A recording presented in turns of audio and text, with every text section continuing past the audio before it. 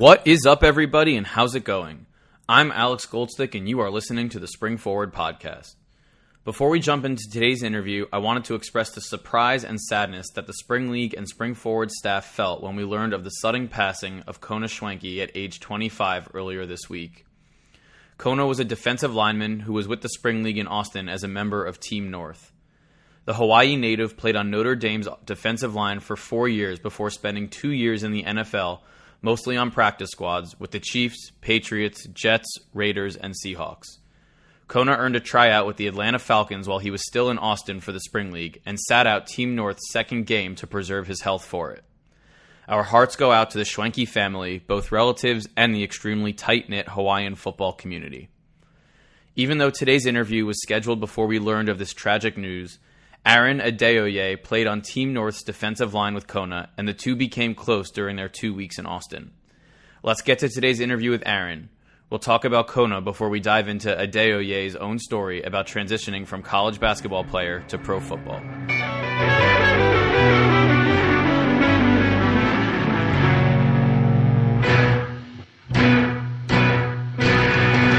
Aaron Adeoye is a defensive lineman out of Southeast Missouri State. He's attempting to follow in the steps of a select few NFL stars who have made the jump from college basketball player to professional football success story.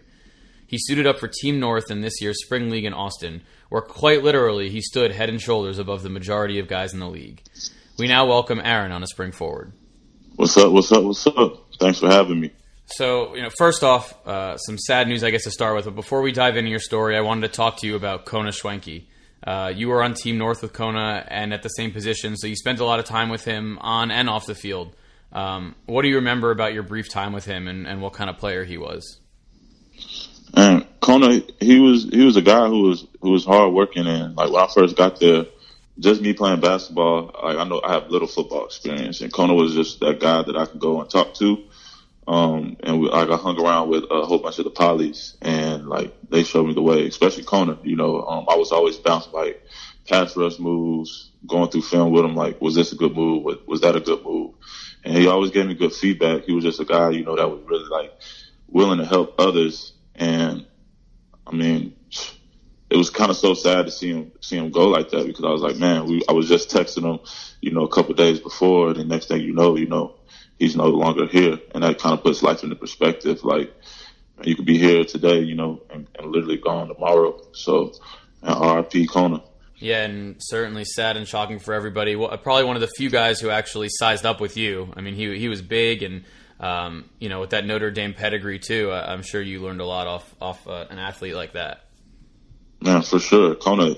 He was teaching me so many different things, and like that just worked for me because we are the same size. So, like, being the same size, you got to have, different moves that work for everybody. And it was just perfect the way he was able to teach me and how to do certain things.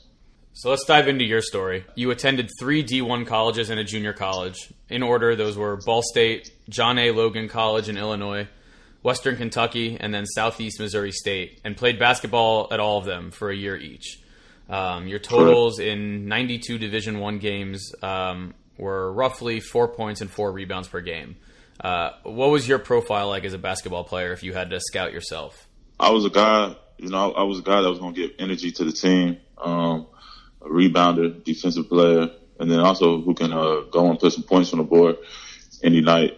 It was just a different transition from going from every school, trying to fit into a system every year, learning a new system every year. But I was fortunate enough with just my ability to, start at every school and always being playing. More of a team player. Like, I just want to win at the end of the day. So anything that a team needs to do, I'm going to do it. So I was always kind of like the Draymond type of hard work, Dennis Rodman type player that was just willing to do like all the dirty work, And what would you say your team highlight was of your basketball career? Probably when I was at WKU, we had a really good run. We ended up finishing second in conference that year, but I was around a whole bunch of group of guys, and it was just a good team to be on. We had like 22 wins that season. So at 6'7", in the mid 200-pound range, was there something about your basketball game that made you believe you could play football at the next level, or was it purely a combination of athleticism and size, and sort of just figuring, with this body, I need to be an athlete of some kind? Yeah. It was like I was watching something on Sports Center, and it was like all these DNs and stuff. They were running like 4.7s, 4.5s, and some of them were tall, but the ones that were tall, they were talking about like, man, he's fast and being tall. And I was like, man, I really think I can, get out there and do that. And I was saying that to my roommate jokingly. He was like, why don't you just ask to play on a football team? Like, we just got through with our season and everything, and I was training to try to go overseas and play basketball. And I was like, for real? He was like, yeah, just email the coach. So I emailed the coach, sat down with him, and I was like, all right, let's see where this goes. And that's at Southeast Missouri? Yes. And had you ever played football before? Did you play in high school or at any point before college? Yeah, I played in high school, but I didn't really take it as serious as a lot of people because I played basketball all the time. Basketball was the one that was giving me scholarships. So, and you play basketball all year round. So in the summer, that's kind of like the biggest months as a high schooler because you always gone on the road with AAU and so on. And you're from the Midwest, right? I mean, the weather obviously turns at some point, so it's easier to play basketball all year round, right? Exactly. It's not where I'm from, Illinois. It's football is not even big. Like you tell somebody you're playing football, they're gonna be like, "Oh, cool." You say you're good at basketball, they're gonna be like, "Man, for real? Like where you play? Who are you?" So basketball is just bigger. It's more of a popular sport in Illinois, where I'm from. Now, football fans associate college basketball players that have transitioned to football mostly with the tight end position. Stars like Jimmy Graham and Antonio Gates come to mind first. At first, you rotated between defensive end, outside linebacker, and tight end, but now you're fully committed to DN. What about your athletic skill set or even your basketball game led to this decision about what position you wanted to play in football? I was way more, skilled at a DN when I was in high school. I played tight end, wide receiver.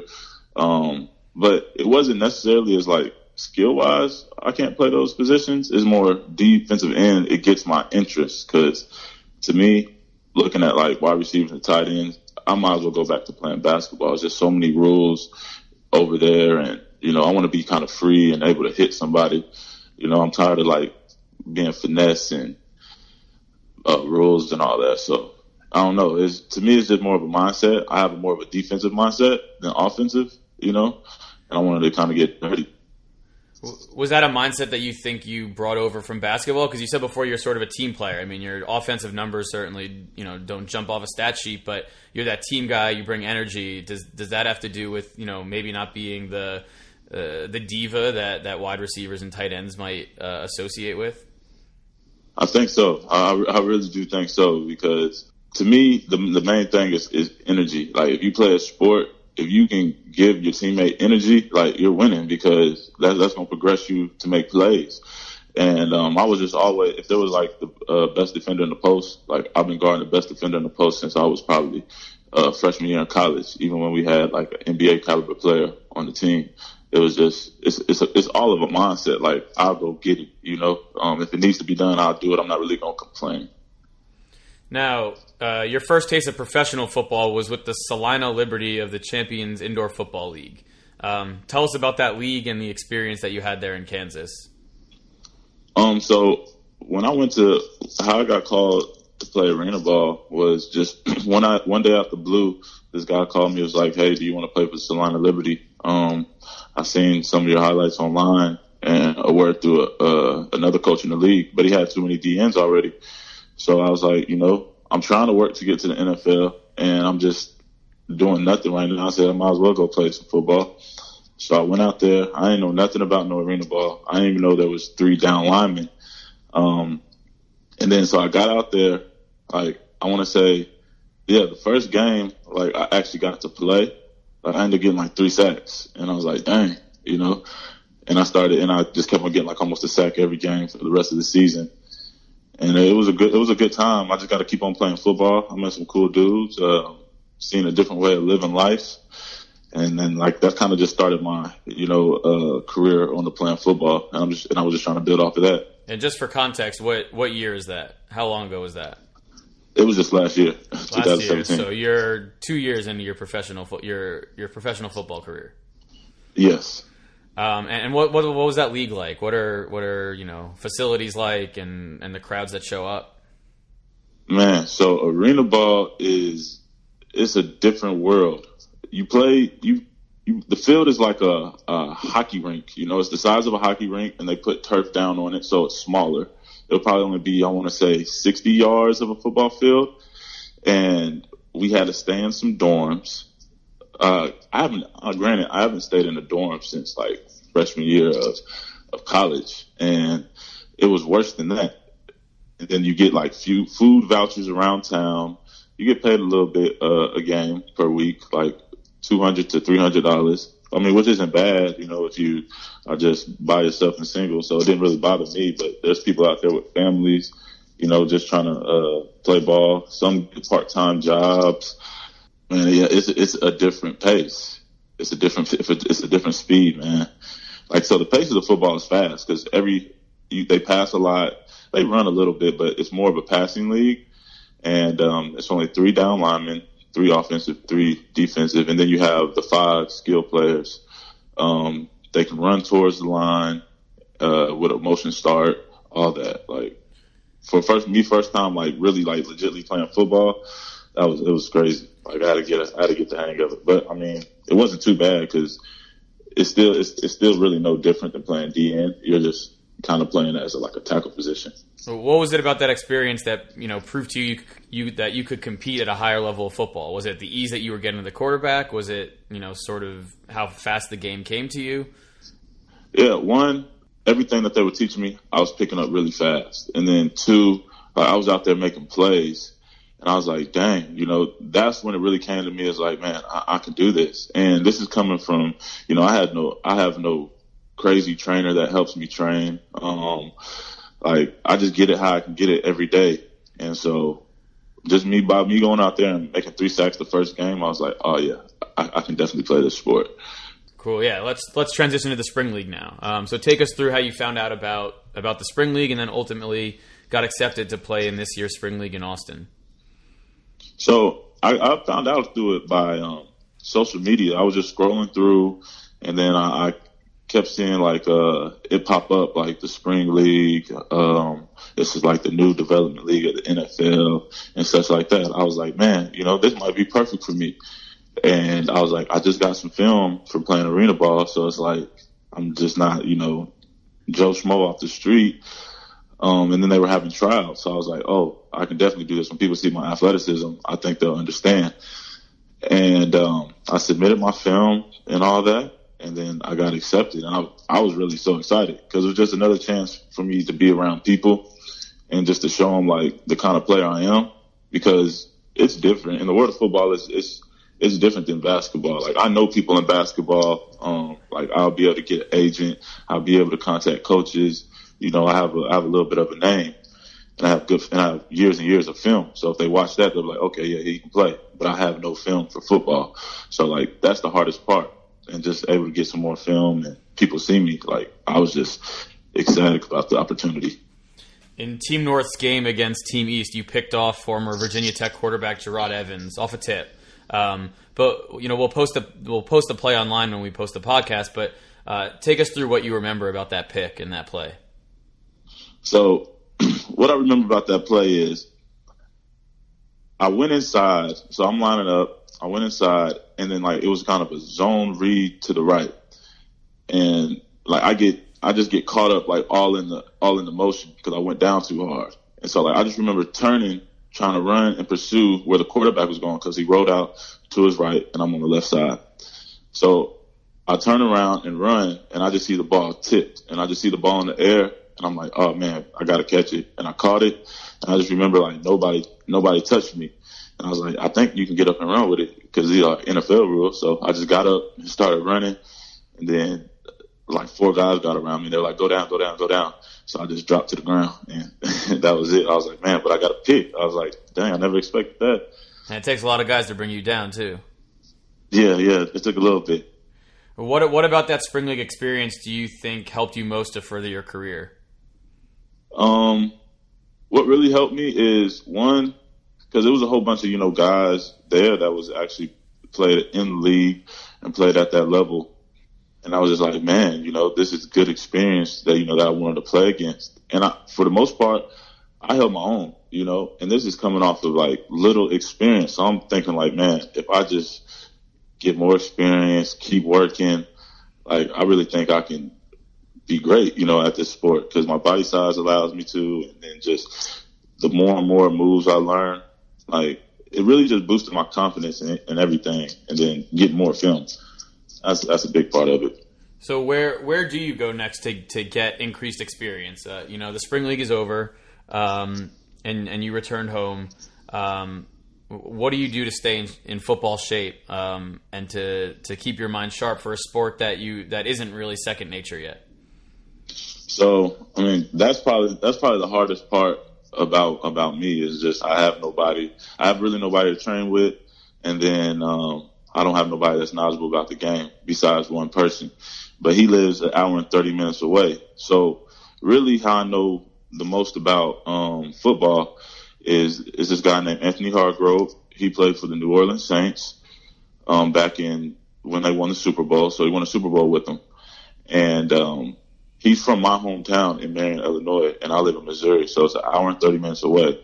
So before the spring league and for like a couple of years, I used to have to drive an hour and 30 there and an hour and 30 back just for training, just to know more about the game. So like that was kind of my little grind. A little fun fact about me is I used to literally drive an hour and 30 every day just to get probably like an hour and a half worth of workouts every day. Have you 4 days a week. Have you been in touch with or heard from any NFL or CFL teams either while you were at the spring league or since you've returned home? Yeah, so I got interviewed by the team out of Canada, Montreal, by one of their scouts. That was the only team I heard of as of right now. And then I just made, a highlight to put together just to start pumping through social media. So I remember talking to you at breakfast one morning in Austin. I think perhaps more impressive than trying to make the change from D1 basketball to pro football is your work with kids and after-school programs.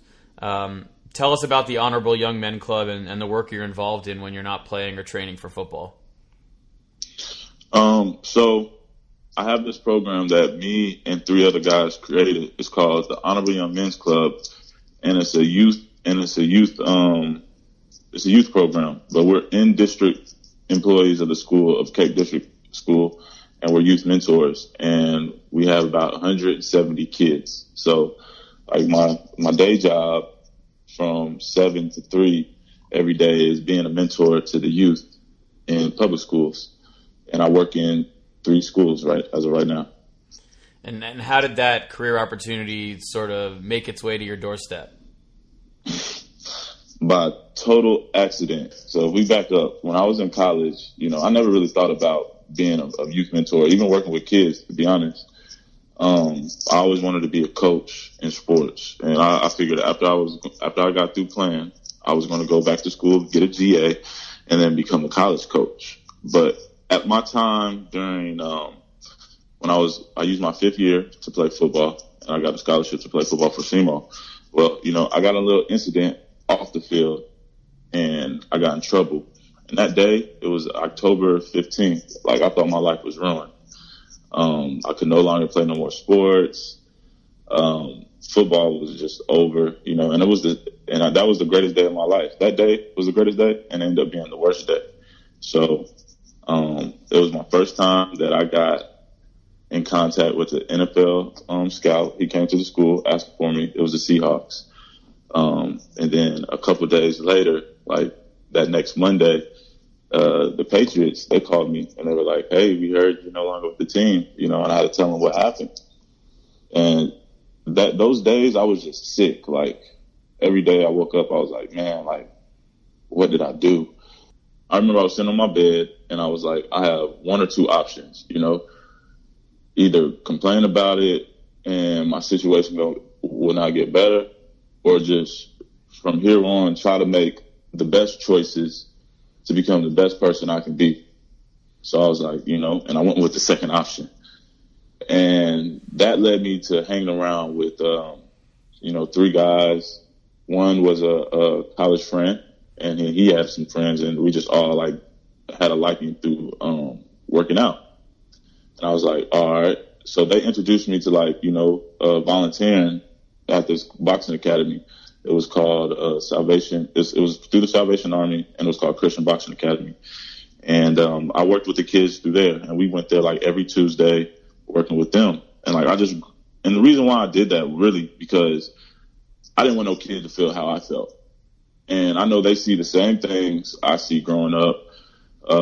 They're surrounded probably by some of the same guys I was surrounded by because they're usually your friends. And I just wanted to tell the kids, like, hey, we all have one thing in this world, and that's the power of choice.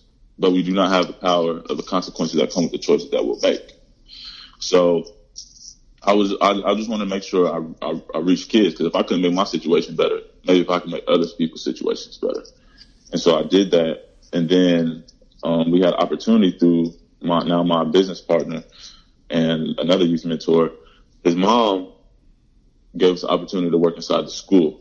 She worked inside the school, and she was like, hey, you need to reach these kids. They need your guys' help, because she seen what we were doing in the community.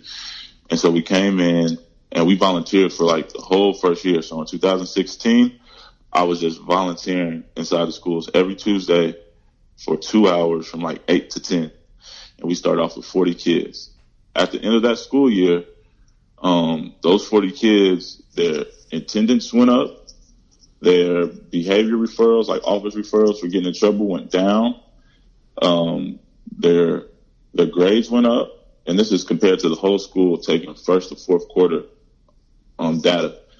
And they were like, man, and they're considered at risk. I don't like that term, because I don't even know what an at-risk kid is, but that's what the schools call them.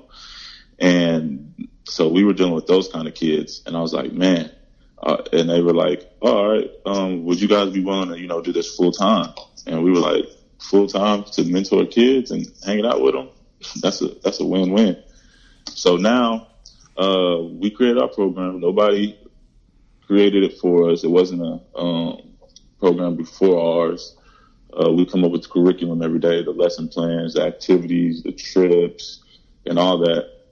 And now we grew from 40 to 170 just in 1 year. And we are really making impacts on these kids' lives. They really look up to us. And it's basically just, being a big homie to them and just being there for them. What has their impact been like on you? I would say they've done more for me than I have for them. People probably say it the other way, but honestly, because it's like we keep each other accountable. They make me choose to make a better decision every day, knowing that it's like, okay, if I'm gonna talk to them about doing these certain things in class, then I got to be about that life. So every day I wake up, like, I just try to be better for them, just so they can have a good, strong role model to look at. Because not every day, these kids get to go home. Some of them don't have fathers, or some of them have a lack of male mentorship in their life. So just being somebody that they can see every day and look up to, that's so important. So yes, they help me a lot because they force me, to make better decisions. Now, to end this on a football note, where do you find the balance between that work with the kids and then finding time for football to stay in the condition to be ready when a team calls you? It's focus. I got to wake up at 4:30 every morning just to get ready to go to the gym. And once I get to the gym, I do my workout, and then I go to school at 7, and I got to be out front to give the kids high fives. And then after school, I have to work out in the morning, because after school, we have various things going on, either meet with people in the community or hanging out with kids. So the afternoons are kind of like not really steady if I'm not traveling to Illinois and driving an hour and 30 minutes to get extra work in. So, I mean, it takes a toll, but, the bigger your dream, the more fat you got to cut out your life. So, I mean, it's good because it keeps me out of trouble. 2, it keeps me focused. So, I mean, it's hard. It's hard on some days. I get tired, but I know in the end it'll be worth it. And then I'll just be able to say, like, it takes the excuse from the kids. Like when they say, but I have this going on, but I have that going on, I can really tell them, like, if you want something, you can do it. You just have to really put your mind to it, and you just have to cut those excuses out and just be about it. So it's a teaching moment while doing all this. We will definitely try to produce enough Spring Forward podcast episodes to keep you entertained on those hour-and-a-half drives to and back from Illinois. But I think the work that you do is admirable. I think that you're certainly a beast on the field, and we wish you the best of luck moving forward. And hopefully the Spring League it will get you to that next level. Hopefully, I think it will. Until then, I'm gonna keep grinding and wait till I get that phone call. Appreciate your time. We'll let you go get back to the kids. School just ended, I think. So appreciate you joining us on the podcast. Appreciate it. Appreciate you having me on there.